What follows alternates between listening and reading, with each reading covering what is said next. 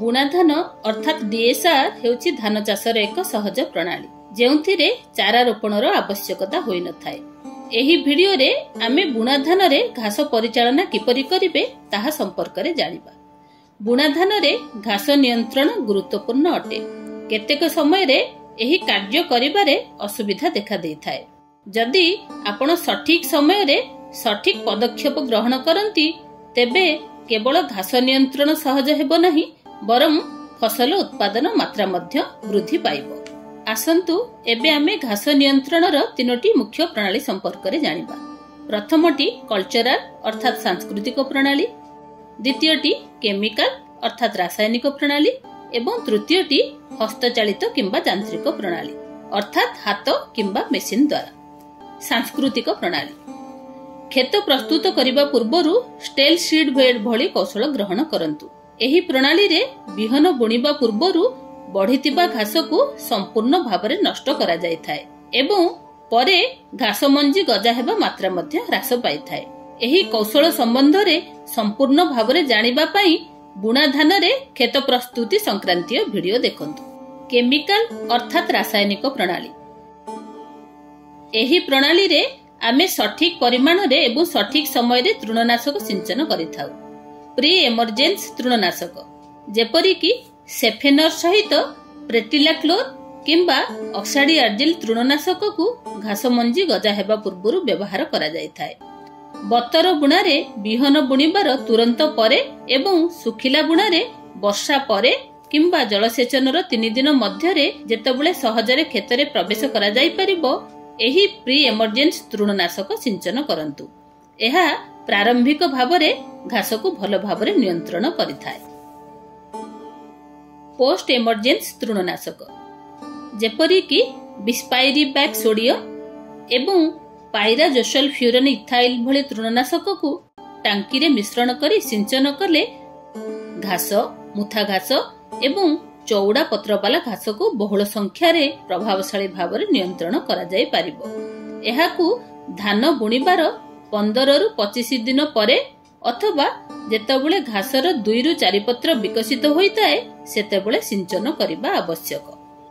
हस्तचालित किंबा यांत्रिक प्रणाली अर्थात हाथ किंबा मेसिन द्वारा जदि श्रमिक उपलब्ध हुअंती तेबे धान बुणिबार 20 रु 25 दिन एवं 35 रु 40 दिन परे हातरे घास बाछंतु।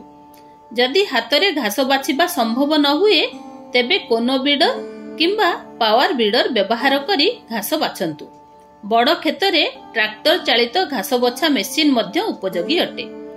जेतेबेले क्षेत्र माटी बतर थाए अथवा घास 2 रु 4 पत्र बाहरी थाए सेतेबेले एही प्रणाली भल काम करिथाए। एहा द्वारा समय, श्रम एवं तृणनाशक औषधर आवश्यकता मध्य ह्रास पाइथाए। तृणनाशक व्यवहार रे सतर्कता सिंचन पई फ्लैट पैन किंबा फ्लड जेट नोजल व्यवहार करंतु। जदि उपलब्ध हुए तेबे एकाधिक नोजल युक्त सिंचन बाड़ी व्यवहार करंतु। घासर प्रकार अनुଯାୟୀ सठिक तृणनाशक चयन करंतु। सर्वदा सफा एवं सतेज पानी सहित तृणनाशक सिंचन करंतु। गोटिए प्रकार तृणनाशकर बारंबार व्यवहार द्वारा घासरे प्रतिरोधक क्षमता सृष्टि होइथाए। तेणु प्रत्येक थर तृणनाशक को परिवर्तन करंतु। केभिके किंबा कृषि विभाग द्वारा सुपारिश करा जायथिबा तृणनाशकर परिमाण अनुଯାୟୀ हालुका बतर माटी रे प्रति एकर पिछा 120 रु 150 लिटर पानी रे मिश्रण करी सिंचन करंतु। सखाळे किंबा संध्या समय रे तृणनाशक सिंचन करंतु। पवन बहुथिबा विपरीत दिगरे तृणनाशक सिंचन करंतु नाही। मास्क, ग्लोव्स पिंधंतु एवं शरीर को भल भावरे घोड़ाई रखंतु। टिकिए सतर्कता एवं सठिक समय रे उचित पदक्षेप घास नियंत्रण रे बहुत सहाय्य करिथाए। एही सरल किंतु समयोचित पदक्षेप गुड़िक अनुसरण करी आपण आपणकर बुणाधान चाष को सुस्थ भावरे चाष करी भल अमल पाई परिबे एवं अधिक आय मध्य करि परिबे। आसंतु आमे पुणी थरे घास नियंत्रण सहित जड़ित गुरुत्वपूर्ण विषय वस्तु गुड़िक पुनरावृत्ति करिबा। स्टेल्स बिहन सज्जा कौशल ग्रहण करिबा जहा घास को शीघ्र मारी थाए ଏବଂ ଘାସ ମଞ୍ଜି ଅଧିକ ଗଜା ହେବା ମାତ୍ରାକୁ ମଧ୍ୟ ହ୍ରାସ କରିଥାଏ। ପ୍ରି ଏମର୍ଜେନ୍ସ ତୃଣନାଶକ ଘାସ ଗଜା ହେବା ପୂର୍ବରୁ ସେଫେନର ସହିତ ପ୍ରେଟିଲାକ୍ଲୋର କିମ୍ବା ଅକ୍ସାଡିଆଜିଲ୍ ବ୍ୟବହାର କରନ୍ତୁ। ପୋଷ୍ଟ ଏମର୍ଜେନ୍ସ ତୃଣନାଶକ ବିସ୍ପାଇରିବ୍ୟାକ୍ ସୋଡିୟମ ଏବଂ ପାଇରାଜୋସଲଫ୍ୟୁରନ୍ ଇଥାଇଲକୁ ଟାଙ୍କିରେ ମିଶ୍ରଣ କରି ସିଞ୍ଚନ କରନ୍ତୁ। ସିଞ୍ଚନ କରିବା ଉପକରଣ ଫ୍ଲାଟ୍ ପ୍ୟାନ୍ ଅଥବା ଫ୍ଲଡ୍ ଜେଟ୍ ନୋଜଲ ବ୍ୟବହାର କରନ୍ତୁ। ଯଦି ଏକାଧିକ ନୋଜଲ ଯୁକ୍ତ ସିଞ୍ଚନ ବାଡି ଥାଏ ତେବେ ଏହାକୁ ବ୍ୟବହାର କରନ୍ତୁ। ଯଦି ଶ୍ରମିକ ଉପଲବ୍ଧ ନ ହୁଅନ୍ତି ତେବେ କୋନୋ କିମ୍ବା ପାୱାର ୱିଡର ବ୍ୟବହାର କରନ୍ତୁ।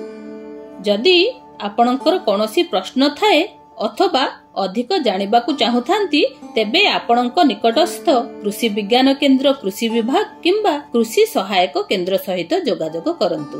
ବୁଣା ଧାନ ସହିତ ଜଡ଼ିତ ଆମର ଅନ୍ୟ ଭିଡିଓ ଗୁଡ଼ିକୁ ମଧ୍ୟ ଦେଖନ୍ତୁ, ଯେପରିକି ବୁଣା ଧାନ କଣ, କ୍ଷେତ ପ୍ରସ୍ତୁତି ଏବଂ ବିହନ କିପରି ବୁଣାଯିବ।